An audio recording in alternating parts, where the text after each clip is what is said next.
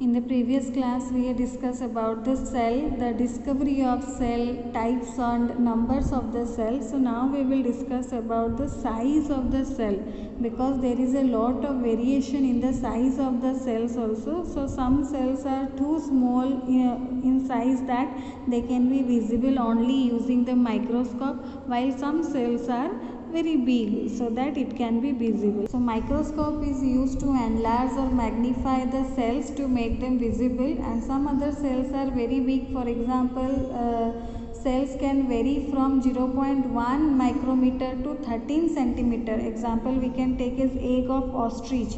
Egg of ostrich is the largest cell. So egg of ostrich is known as the largest cell, and the cell size that varies from 0.1 mm micrometer to 13 centimeter. So the size of cell, it is independent of the size of an organism, but the size is directly related to the function it performs. If we will take an example, red blood cells, RBC, these are spherical in both small and big animals. Whether an organism is small or big, both are having RBC, red blood cells, in spherical shape, and they perform the same functions in both the organism. Similarly, nerve cells in organism, all the organisms are known to be long and branched, and human nerve cells, they are believed to be the longest cell. So the largest cell is egg of ostrich, but the longest cell is human nerve cell, that is known as the longest cell. So viewing cell, I had told you that microscope enlarges or magnifies cells so that we can see them or it can be visible. So most of the cells are microscopic in nature. They are not visible with the naked eye. So Dutch scientist Anton van Leeuwenhoek was the first one. So Leeuwenhoek was the first one to make a microscope. So using his handcrafted microscope, he observed and described muscles, fibers, bacteria and blood flow in capillaries. So after that, nowadays there are different types of microscope, like simple microscope, compound microscope and electron microscope. So most cells, they are very best seen under compound microscope. So since all the cells are microscopic in nature, they are not visible with the naked eye. So first, the Dutch scientist Anton van Leeuwenhoek, he was the first one to make a microscope. So when we are keeping in a microscope, when we are keeping the slide, when we are keeping the specimen, that should be placed on a glass slide. That process is called mounting. So you have seen the microscope. So this is our compound microscope. You can see this is our compound microscope. Here the slide is placed. Here the slide is placed and we can see the magnifying image of the cells. So in the process of mounting, the specimen should be placed on a glass slide. So there are two types of mount. Two types of mountings are done, dry mount and wet mount. So two types of mountings are done in the laboratory, dry and wet. So dry mount is usually used for viewing inanimate objects, and wet mounts are generally used for prepared using water and are used for viewing living specimens such as cells or microscopic organisms. So there are two types of mounts, that is dry mount and wet mount. So two types of mounting is done, where dry mount is used to view inanimate objects, and wet mounts, these are prepared using water and used for viewing living specimens and such as cells or microscopic organisms. So this is all about how we view the cells by using two types of mounting, that is dry and wet mounting. So now we will see the cell structure and function. So in a living organism, the basic structural unit is the cell. Cell is known as the basic structural and functional unit of all living organisms. So similar cell combine together to form tissues, and similar tissues, they combine together to form organ. In multicellular organism, there are many organs. So different organs work together to form a system, organ system. Like we had studied the digestive system, excretory system, respiratory system. So all these are the combination of different organs. Different organs work together to form these systems. So like in animal, for example, we can take in animals, each organ in a respiratory system performs different functions such as inhalation, then absorption, assimilation, expiration. Then similarly in plants also, leaves are responsible for photosynthesis of food, stem for transfer of food, nutrients from leaves to other parts.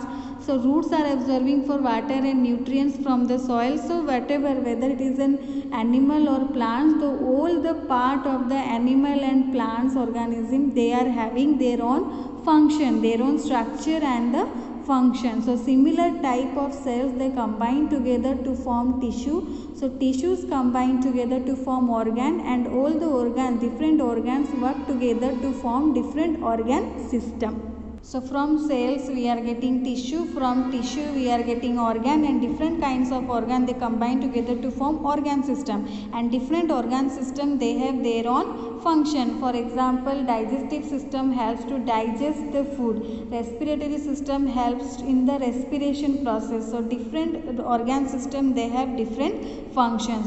So different organ systems also includes different organs. So the particular organ is also having different function and different parts, different structure. So first of all, but all the organs, they have in common, that is cell. All the organs, that are made up of cell, because cell is the first structural and functional unit. So when cells combine, similar type of cells combine, we are getting tissues. When similar type of tissues combine, we are getting organ. So ultimately these all are leading to the structure of the cell. So different function of different organs systems, these all depends on the cell. So now we will discuss about the parts of a cell. So mainly a cell has three parts.